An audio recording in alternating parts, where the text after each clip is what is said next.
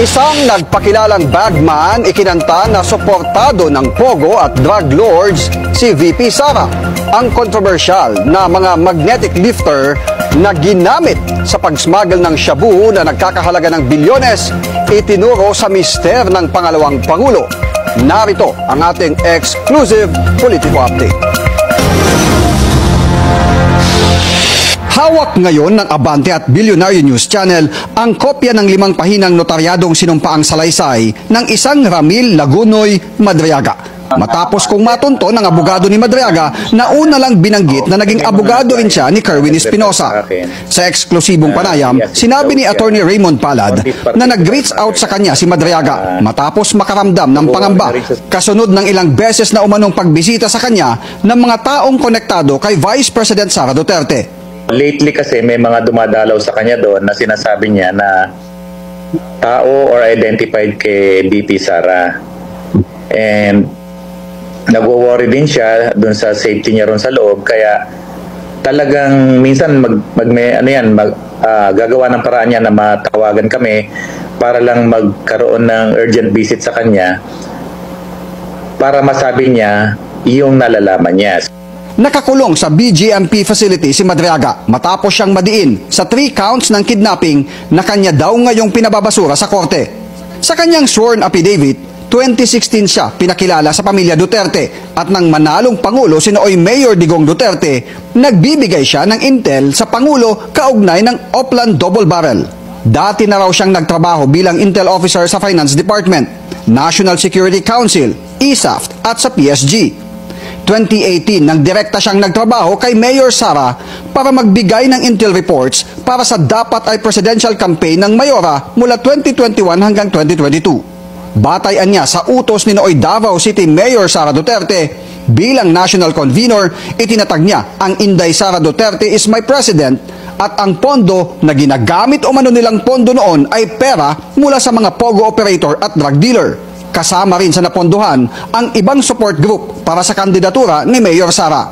Katunayan niya ang kontrobersyal na magnetic lifter noong 2018. Mister ni nooy Davao City Mayor Sara ang nag-utos sa kanya para mailabas ito sa kustodiya ng Bureau of Customs sa Manila International Container Port na kalaunan ay natagpuan sa Cavite na wala ng laman. Sa kwento niya sa akin talaga lang, wala naman daw talagang alam yung tagubat, naging biktima lang. Siya dapat ang maglalabas noon dahil labas-pasok nga daw siya sa custom. Pero dahil hot item, hindi niya nilabas at may report na lang niya doon sa nagutos sa kanya na hot item, sir, may nakamata na dyan. So, dinaan na lang sa, ang term niya is pinera na lang, kaya nilabas yung magnetic lifter. Nang manalo si Sara bilang Vice President, inatasan daw siyang bumuo ng Vice Presidential Security and Protection Group para sa seguridad at intelligence work ni VP Sara. Siya daw mismo ang nagpakilala at nagrekomenda kay Colonel Dennis Nolasco na isa umano sa mga estudyante niya sa Presidential Security Group. At si Nolasco naman ang kumuha ng serbisyo ni nooy Colonel Raymond Dante La Chica para pamunuan ang Vice Presidential Security and Protection Group. Naging katrabaho niya umano sila Nolasco at La Chica para mag-transport ng malalaking halaga ng pera sa iba't ibang tao, batay na rin umano sa utos ni VP Sara. Isang duffel bag umano na puno ng pera ang dineliver sa isang comedy bar na pag-aari at binibisita ng mga alumni ng San Sebastian College of Law na nasa Timog Avenue sa Quezon City. Mayroon din umano siyang dineliver na duffel bag na naglalaman din ng 33 hanggang 35 million pesos sa Cabuyao, Laguna na laan para sa isang mayor.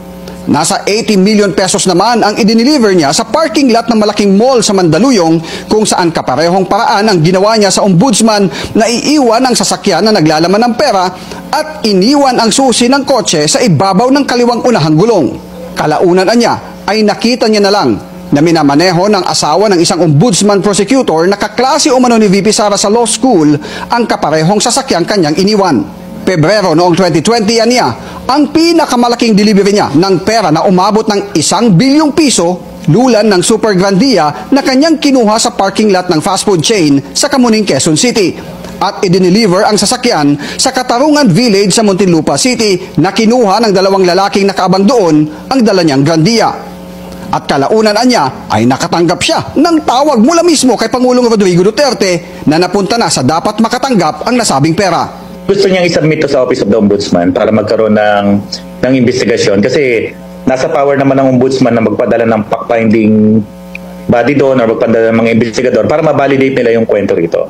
Sabi ni Atty. Palad na buo ang affidavit batay sa mga sulat kamay mismo ni Madriaga na kanyang isinusulat sa 4 na beses na pagbisita ng abogado sa BJMP facility. Nanotaryohan ito nito lang November 29 matapos mapayagang makapasok sa BJMP facility ang dry seal at ang abogado kung saan pinanumpaan ni Madriaga ang kanyang salaysay. Nabigyan na ng kopya nito ang Office of the Vice President para sa pahayag ni VP Sara na ating i-ere sa oras na magsalita ang pangalawang Pangulo.